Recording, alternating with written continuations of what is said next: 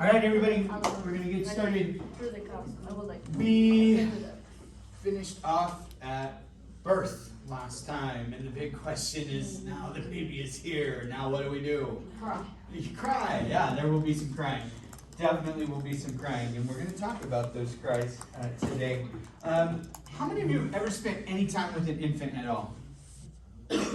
Share with me some words or phrases about how that is like. What is that like, spending time with an infant? Stressful. Stressful.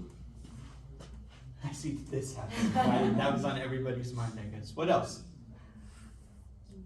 I was just scared I was doing things wrong. Okay. Like when I was low. All right. Fearful of your own skill and technique. All right. Messy. Elaborate on that. I mean, you have blowouts, you have spit up, you have throw up, you have snot, you have tears, you have all of the things. Okay, so when you say messy, you are specifically talking about all of the things that come out of the child. Okay. Yeah. Yeah. Could there be other types of messy? Like my house was a complete disaster area. Like clothes everywhere, dishes in the sink, exhausted parents saying someone will get through it. Right? So that kind of messy. Anything else? We got stressful, we got scared of my own ability, and messy. It's fun. Yeah. Fun! Oh, we finally got a positive. All right. It's fun. Elaborate on fun. I mean, it's just cool to see, like, I don't know, when I see, like, a little baby, it's so cool to think, like, a human body, like, God made us with the capability of, like, forming a whole little baby in us, and, like, just how intricately God made their little fingers and their little tongues and, like, their little baby smells, and, like, I don't know, it's really cool to get to see that, and they're so cute and little and innocent, and, like, it's just so different from who we are today. Like, as you grow, you're not as innocent, you don't need as much protection, and so it's so cool that, like, they're so defenseless, but they're so, I don't know, it's just cool. Yeah. No, I get that. And nobody ever says, oh, you have cute little college girl smells. Nope, I don't. So, I'm glad somebody finally said fun.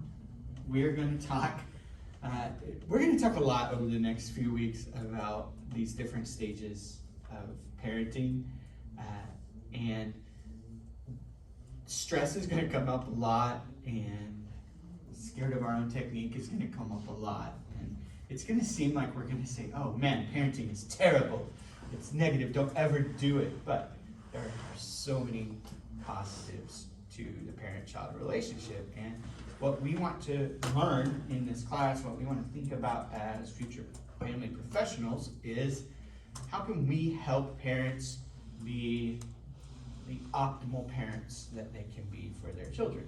And so we'll think about all of those types of things. So the baby is here, and we ask the question, now what?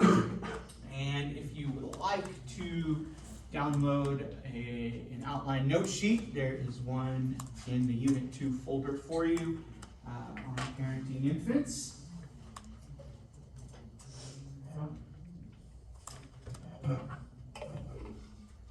The main answer to the question of now what is an answer we've given before in this class, and we will continue to give at every life stage, and that is that the primary task of parenting is to keep the child Safe. That had no energy at all.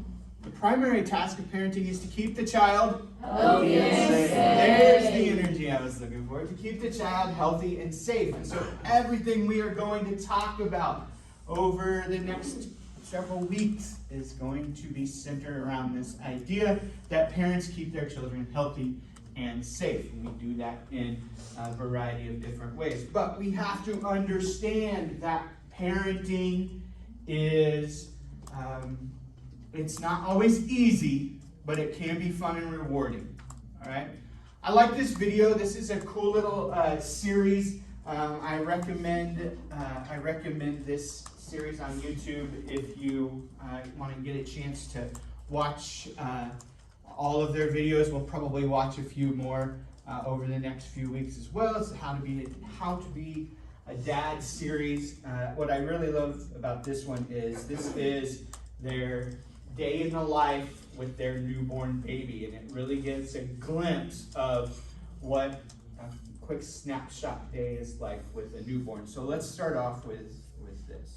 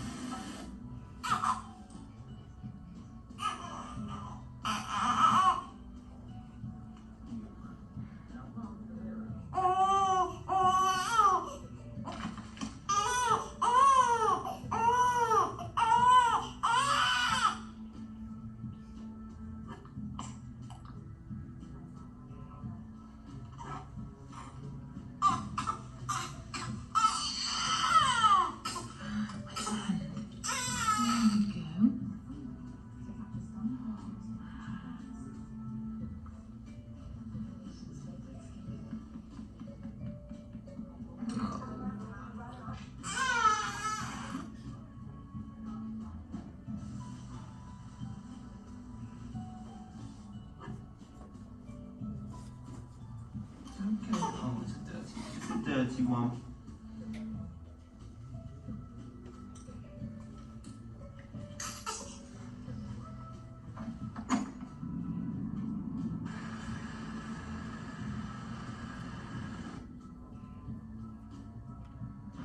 He's all registered, got his birth certificate.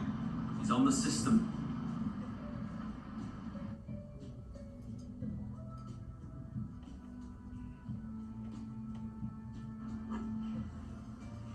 He's got hiccups. You got hiccups. Ready.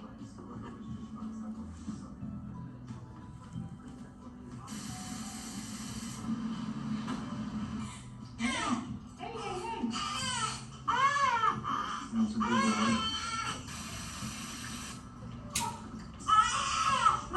That's fine. See, that's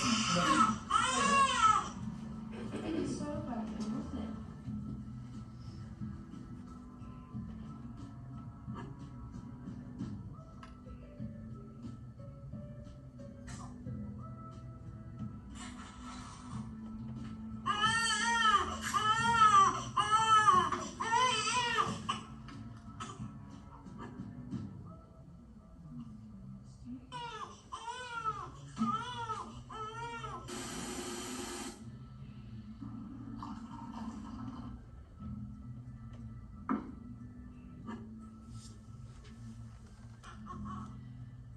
Morning, Josh.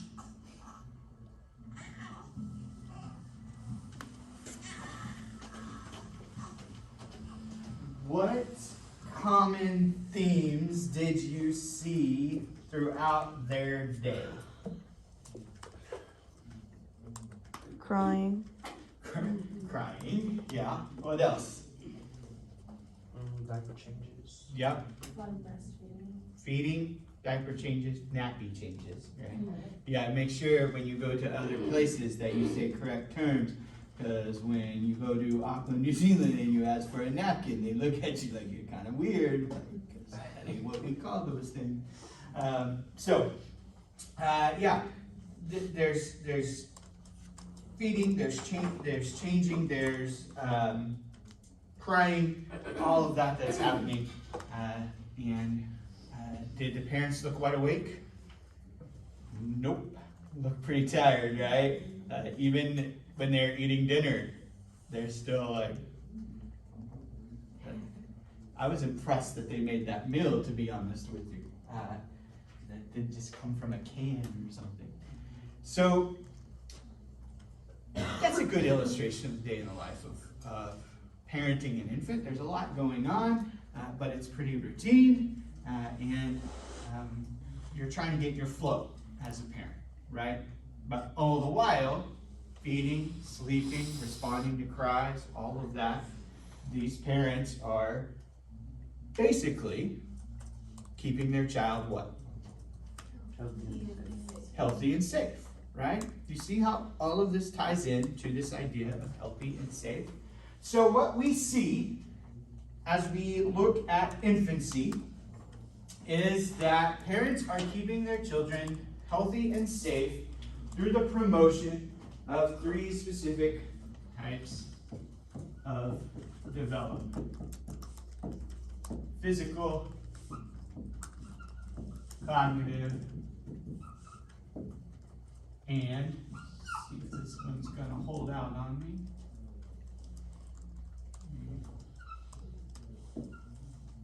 Grab another one.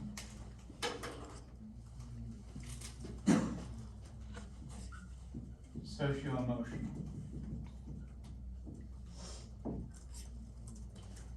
Which should sound familiar to us because those are the pathways to development that we study often in developmental courses, that we are all developing physically, cognitively, and socio-emotionally, and all of that's happening at the same time. Parenting is this unique relationship where caregivers actually get to promote these types of development in children in order to keep them healthy and safe. And so when we think about infancy, I want us to keep in mind one thing. Infants are not tabula rasa. Tabula rasa means what? Blank slate.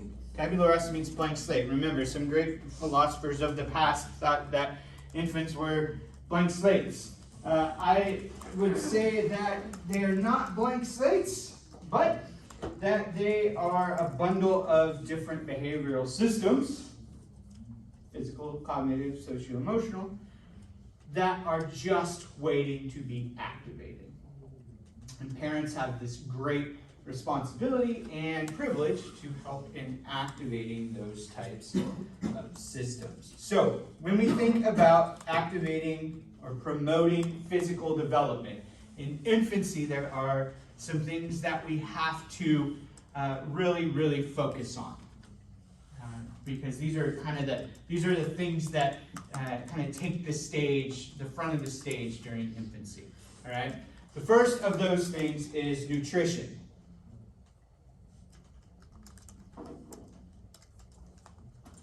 And this is going to be important because we have to have a big discussion about nutrition as parents and what is nutrition. And it leads us into this debate of what should we give our infant? Breast milk or formula?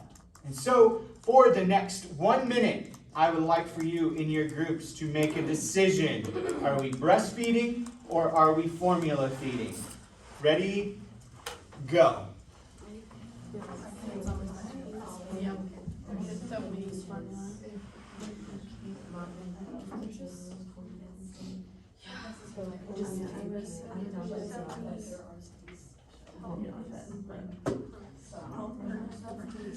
It's just if you should, you should breastfeed because that's why your body makes and so the body it just depends on what. And then some babies I feel it out when I get nervous, some I choke. It's what's most natural. Your body's already producing it. Well, you can.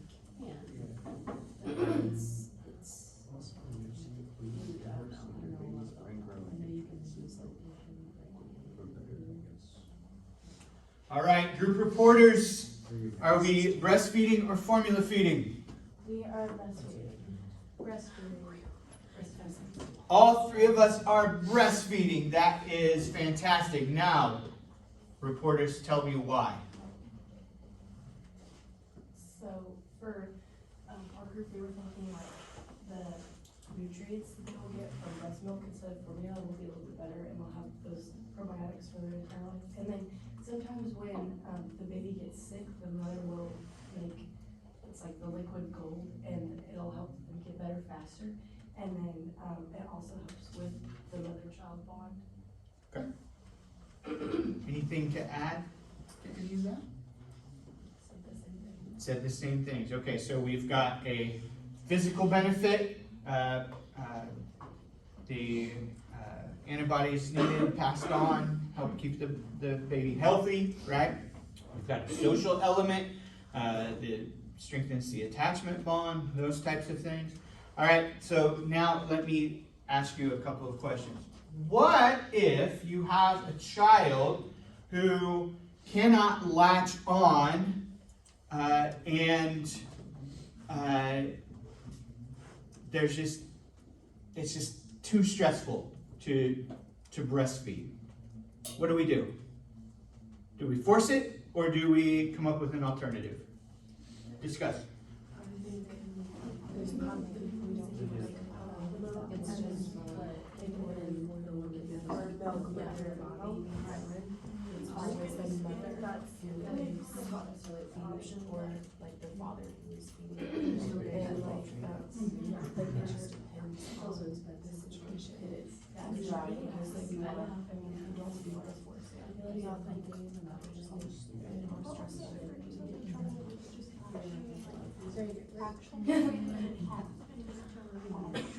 All right, reporters, what did we decide? He said pumping. Pumping. All right, so we're going to get a breast pump. We're going to get milk that way. All right, any other alternatives? Okay, everyone said pumping. All right, so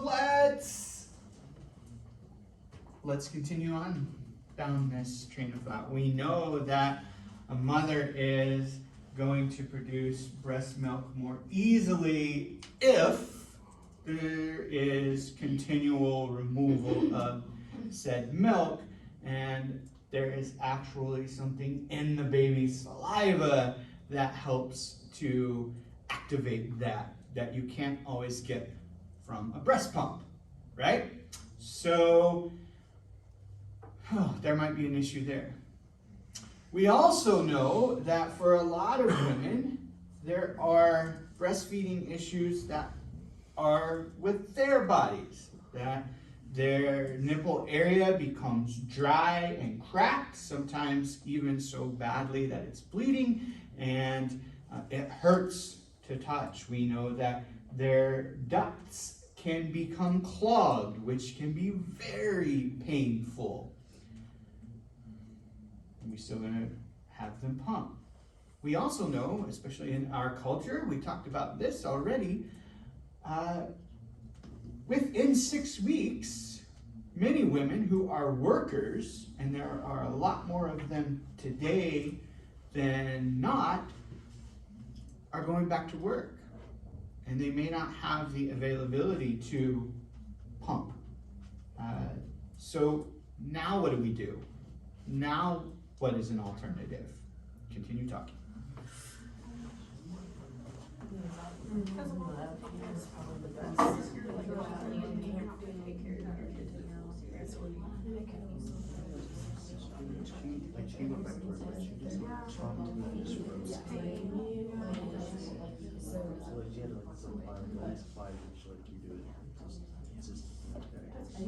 My sister-in-law, she did freeze it for sure, but it no milk for a while, and then it got like so dry and like cracked and stuff. Painful, like it's oh my gosh, I'm just gonna run. So she's actually been great for a while.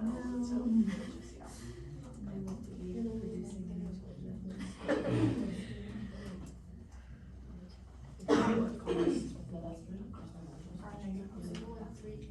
All right, reporters, what's our options now? What are we thinking?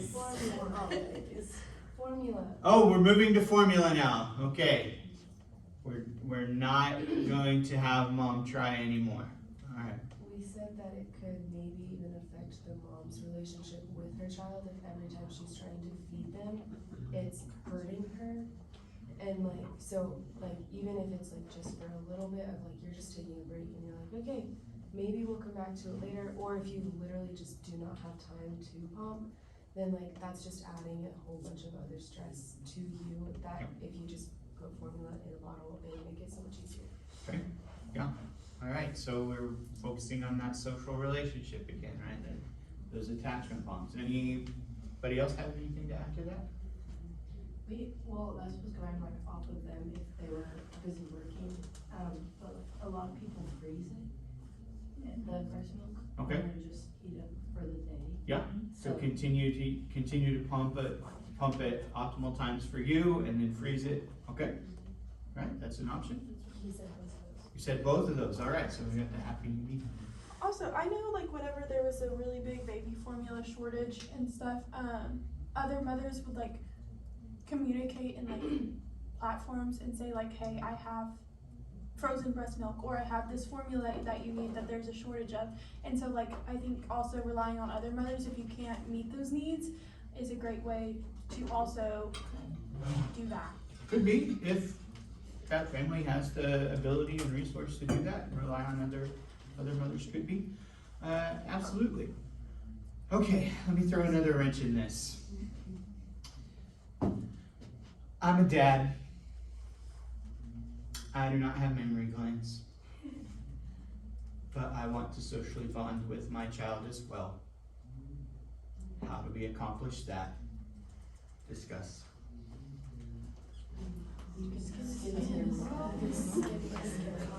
Oh, yeah, that's a big one, but I think people are getting depressing, but sometimes there's someone, when they get ready to go to the bath, it's like, they shut up, and they can shower, which is like holds the baby. So like, I think that's true of manager, like the shower day. That's like the main one The that I dad can think of that like. got up in the middle of the night for the first one and went and fed his child. And I was like, I like that, because my sister said we want God better for nothing, because he was a piece of crap. But I was like, you go. It's the bear baby. All right, reporters. What did you say? Skin to skin contact. Skin to skin contact. Okay, what do we call that? Anybody know? There's actually a term for that. It's called kangaroo care. Yeah, it is a wonderful thing, and it's a great way for fathers to build that social bond with their child. What else? Other reporters, what'd you say? We said that if you're gonna be giving like the baby a bottle anyways, like if you're going the formula route where like you have to pump, then alternate between who feeds the baby at those times if you're really wanting it to be like a one feeding. So then it's just like one time the mom does it, one time the father does it. Yeah, or alternating feedings. And you made mention of what? The dad in the video. That's the dad in the video. Yeah. You made mention of the dad in the video, getting up in the middle of the night, right? To help do some things too. Okay. Anything else? All right, so here's what I want you to see from this. And this is where I'm going to stand, and I think this is where the science stands too. Breastfeeding is optimal. Breast milk is physically the best option, but it is not always practical. And in fact, I would argue that the majority of the time in our culture, it is not practical. Here's what is fantastic. In our day and age, we live in a time where medical science has advanced so much that formula is as close to mother's milk as it has ever been before. And there are things that we can do with formula that we can't do with mother's milk. You could type into a search engine, I need a formula designed specifically for a colicky baby with a dairy allergy, and you will find it. Right? So, I want us to appreciate the way that bodies are made and to appreciate the optimal path of breastfeeding, while also recognizing that it is not the only path, and no one should be shamed for choosing one or the other.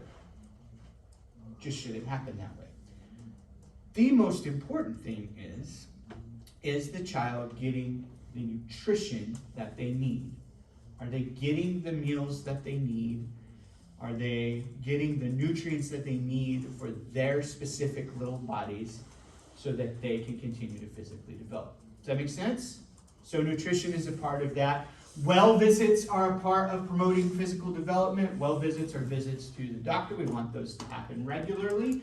After the first year, they're going to space out more, and as we move through childhood, then our well visits are going to become yearly. But early on, we want those well visits to be a little more often, right? So that's a way we can promote physical development. We promote physical development by focusing on sleep. Infants will sleep somewhere around 17 to 19 hours a day. That's a lot. There's 24 hours, right? Some of you are like, oh, that's heaven. 17 hours of sleep a day. That's beautiful. When they are awake, they're most likely eating or pooping, right? So they need sleep, and we need to allow them to sleep. Every infant is going to have their own pattern, and part of promoting physical development is allowing those infants to find that pattern without trying to force a pattern upon them. Both of our kids had very similar patterns. They would sleep for about 4-hour periods and then get up and eat, maybe play for a little bit, and then sleep for another 4-hour period. Both of them were very similar in that. Most are going to sleep somewhere in the range of 2 to 3 hours at a time and then wake up. And so part of promoting physical development in infancy is going to be tied back to what we talked about in the last section about promoting our own physical development and fitness during the pregnancy. We have to get ready for that. Did you notice? That baby was crying every hour or two, needing something else, right? And they were up and down, up and down. And they decided they had the baby sleeping in the room with them, right? And so some parents will choose that, and so sleep is even more disruptive for the parents. So focusing on sleep is going to be important, allowing the infant to find their pattern and the parent to readjust their own patterns as well. We also can think about behavioral systems. I like to think about these as like reflexes, like the smile reflex, right? Babies make the cutest little smiles, don't they? They make little smiles and they blow bubbles when they're giggling and stuff like that. And sometimes they're smiling because of the social interaction, and you have to like get real close because their eyes aren't developed enough to see who's actually looking at them yet when they're newborns. But you get in there and over that first year, they're going to be able to see clearer and clearer, but they're going to recognize things like smells and touches and things like that. And that's how they're going to know their caregiver early on, and they're going to smile for that. And sometimes they're going to smile because the formula or the breast milk you just gave them made their tummy feel a little weird, and they went, and that makes them giggle, right? Which is funny to me because we still do that, right? In adulthood, right? Admit it. If it happens, you laugh a little bit, right? And so from a very beginnings, babies are smiling. They're also, cries are a part of engaging those behavior systems. Cries are communication. Cry is their communication system. They haven't learned the language yet, so their language is to make noise. And cries have different meanings, right? Cries have different meanings. Cries can be happy. Happy cries tend to be kind of rhythmic. Right? When we hear that, we're like, oh, okay, they're swell, right? Distress cries tend to be a little louder and a little sharper, also with some rhythm to it. Right? When they are really in trouble, when there is pain, right? Could be pain that is, external pain. I don't know why anyone would swat an infant, but I don't know if there's that. Or more likely internal pain, maybe the tummy hurts, or maybe they have some diaper rash kicking in or something. That's going to be typically a loud cry, a loud burst, followed by a very rhythmic short burst, right? So like, that's a hurt cry, right? And I love Cry Day. Cry Day makes me I love to be able to do those cries. Here's what's fascinating. All of these things that we're talking about, nutrition, sleep, well visits, behavioral systems, and in just a second, brain development, all of these things are somewhat dependent upon parent response. How the caregiver is responding to all of these things is the degree to which we are going to promote physical development in children. Now, brain development is happening as well. Brain development is happening, and we're going to talk about brain development in two ways. We're going to talk about what's physically happening, and we're going to talk about what's happening within the infant in a cognitive way, how they're developing thought process through there. So when we talk about the physical development of the brain, there are a couple of terms that I want you to know. The first is neurogenesis. Neurogenesis. Neurogenesis is a process that happens in the womb, or begins in the womb. It is the formation of neurons and glia. Neurons are going to be the cells that we use to process information. And glia are going to be the cells that provide structural support and metabolic substance for the neurons.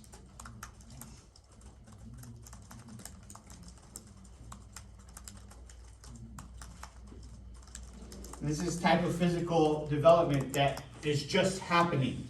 Parents don't have to coach their infants into neurogenesis. Grow your little neurons, grow your little neurons. That's not how it works, all right? That's just happening. The second term I want you to know is synaptogenesis.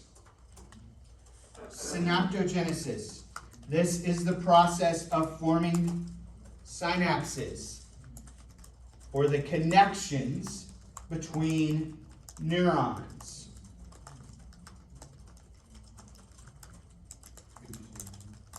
Yep, the process of forming synapses, or the connections between neurons.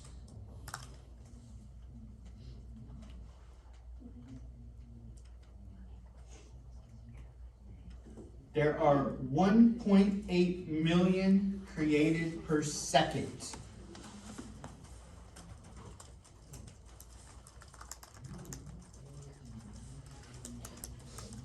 $1.8 million created per second. And it begins to look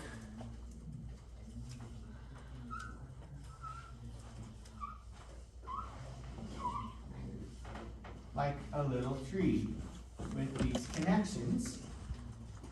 And we call that proliferation of dendrites. In simple terms, it's just branches of neurons.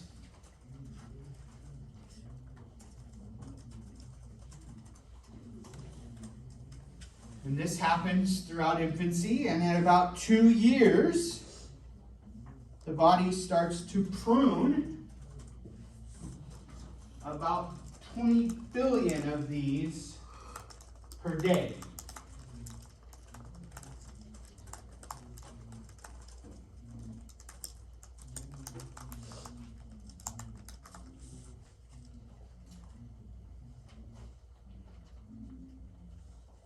They're not being used. They're created, they're fired, they're being used, then they're not used as we continue to develop, and those are pruned away. The third term I want you to know is myelination. Myelination.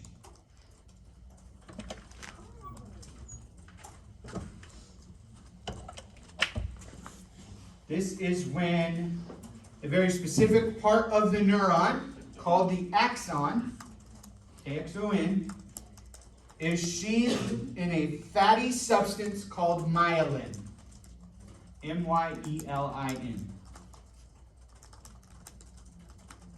So myelination, part of the neuron called the axon, is sheathed in a fatty substance called myelin. This allows for the conduction of electrical impulses.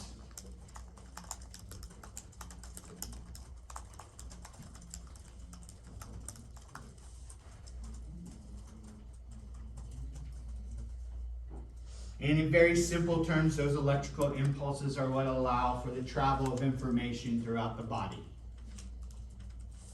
And so as we take in information, we start to process that information, we send that information throughout the rest of our bodies. So, baby feels a rumbling in their tummy, they are hungry, they realize they are hungry, impulses are firing in their brain, they need someone else to realize they are hungry, those impulses travel to their communication center and, right? They communicate. And then parent responds to that. So it's all tied together. That make sense? So let's review very quickly. When we talk about physical brain development, what is the first term that I want you to know? Neurogenesis. And neurogenesis is what? Formation of neurons. All right. And the second term I want you to know is synaptogenesis. Synaptogenesis is what? Oh, I didn't understand anybody there. Let's go with Sarah. The connections between neurons. The connections between neurons, right, which are called what, Amanda? I didn't write this down. What are the connections between neurons called? Do you remember? If it's synaptic, yeah, synapses. Oh, I did write it down. You did write it down. You got it. All right. And the third term I want you to know is myelination, which has to do with what, Sadie? Myelin, which is what, Tristan? It's the axon sheath in a fatty substance called myelin that allows the conduction of electrical impulses that allows information to travel throughout the body. That was well done. Myelin is the fatty substance that sheathes the axon, which is a part of what, Ashley? Axon Is a specific part of what? is the Myelin's what sheathes the axon, which is a specific part of the neuron. Good job. Good job. Which, as Tristan said, Maggie, allows for the what? conduction of electrical impulses. Electrical impulses, which is how the brain works. All right? So all of that is happening. It begins in the womb. It continues to happen. The infant is going to be taking in all of this information, and their brain is developing that, which leads us into the second way that parents are promoting health and safety. That next behavioral system is through promotion of cognitive development. Cognitive development. Now, this is more about what the brain is doing as opposed to how the brain is doing it, right? That's the physical development side. Cognitive development is all about processing and thought and how we are taking in information and how we are making sense of that information. And parents have a specific role to play in helping to promote cognitive development as well. Anybody ever watched a Baby Einstein video? Anybody know? Nobody? Oh. Google Baby Einstein. Baby Einstein was big in our house. Google Baby Einstein. Baby Einstein, the whole idea of Baby Einstein is that we're going to provide things like art and music and things that are visually stimulating and audibly stimulating for children so that they can begin processing, right? When we think about our ability to process, how many of you have heard the name Piaget? All right, most of us have heard of Piaget. Piaget has a theory of cognitive development. It's a stage theory. let's see if anybody knows, what is Piaget's very first stage of cognitive development? You know what it's called? Tell Dr. Chambers on you. Say it louder. Sensory motor. Sensory motor, right? So for Piaget is saying that at our very beginning, we are using all of our senses. Our senses include 5 things. What are they? Touch? What? Wait, what did you ask? Did you ask our sense? Yes. Okay, let's go. What did you say? Smell? Oh, I thought you said stealth. I was like, stealth would be a cool sense, but it's not one. Touch, smell, taste, Here. sight. All right. Wow. That was a struggle to get through the 5 basic senses. That's like freshman year biology. High school freshman year biology. Okay, so Piaget says 5 senses are activated. As babies, we're like on overload because those neurons are being created, the synapses are being created, electrical impulses are firing. We are taking in information like crazy. Everything is brand new. All the sights, all the sounds, all the smells, all the feelings, right?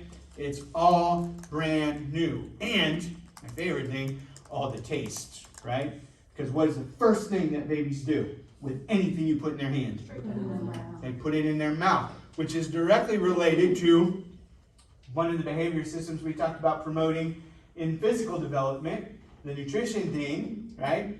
Related to our most basic reflex, which is sucking.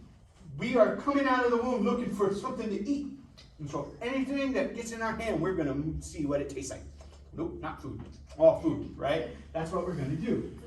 Piaget says that this is great. This is normal. This is what we want to see because we are using all of our senses to make sense of the world around us, and then that allows us to move and engage with that world. And our first year of life is all about new experience, and as we get bigger and more physically capable, we move and we explore more. Parents help to promote that through creating environments, through providing stimulation, through giving their infant opportunity to experience new big things.